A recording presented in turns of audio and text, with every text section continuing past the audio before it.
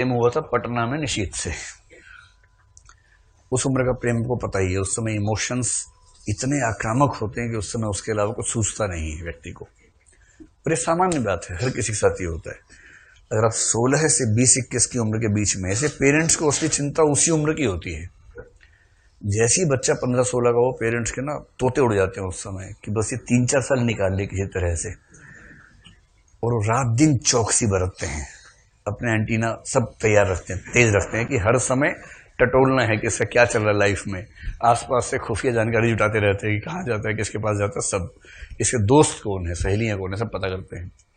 क्योंकि वो 3-4 साल इमोशंस की दुनिया में ऐसा वर्लपूल जैसा मामला होता है, तूफान जैसा मामला होता है कि उस समय यदि कोई पसंद आ गया तो फिर बच्चा शहीद हो गई मानता है उसके लिए, फिर उससे नीचे बात नहीं करता है।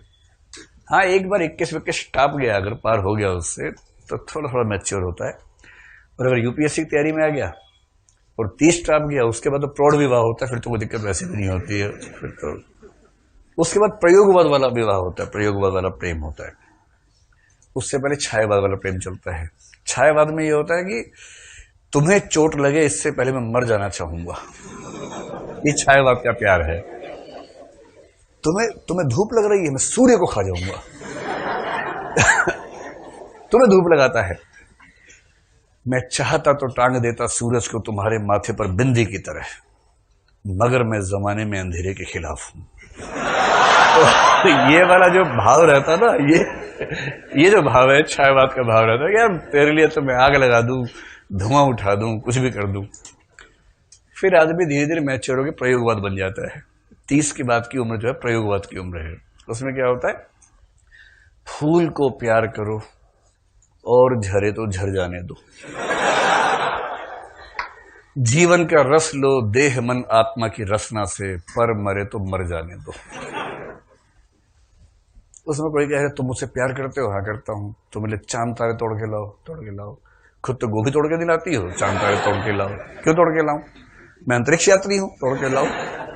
फिर ये होता है कि भाई अपने काम से मतलब रखो, तुम्हें मेरी जरूरत है, मुझे तुम्हारी है, म्यूचुअल डिपेंडेंस का मामला है, ज्यादा भाव मत खाओ। मैं तुम्हारे प्यार में धूमकेतु बन के घूमूं, ये नहीं होगा। मेरी वो अवस्था निकल चुकी है, वो 16 से 20 के बीच में होती है, अब मैं 30 का हूं, बुजुर्गियत का एहसास होता है। और इस समय तुम मुझसे ये उम्मीद करो कि मैं धूमकेतु बना बना तुम्हारे पीछे फिरता रहूं, वो सब नहीं होता है। थोड़ा मैच्योर प्रेम है। तो प्रयोगवाद के लोग ऐसे प्रेम करते हैं, और बड़ा जीएस टाइप का प्रेम होता है उनका। तो बड़ा शुष्क, मतलब सूखा सूखा। तो निशीथ से प्रेम हुआ 16, 18, 19 की दुनिया में तो एकदम तूफान मचा हुआ था निशीथ से। अच्छा, ऐसा नहीं कि बहुत सुंदर हो, बहुत कुछ हो, उस उम्र में पता नहीं कैसे प्रेम होता है। कद्दू टाइप का दिखता है नायक, उसके बाद भी उससे प्रेम ठीक ठाक हो जाता है, क्योंकि इमोशंस बहुत ज्यादा हावी होते हैं ना। खैर, निशीथ ने धोखा दे दिया, मतलब उसको ऐसा लगता है कि निशीथ ने धोखा दे दिया। 16-17 में कौन क्या धोखा देगा, वो नहीं बन पाई बात।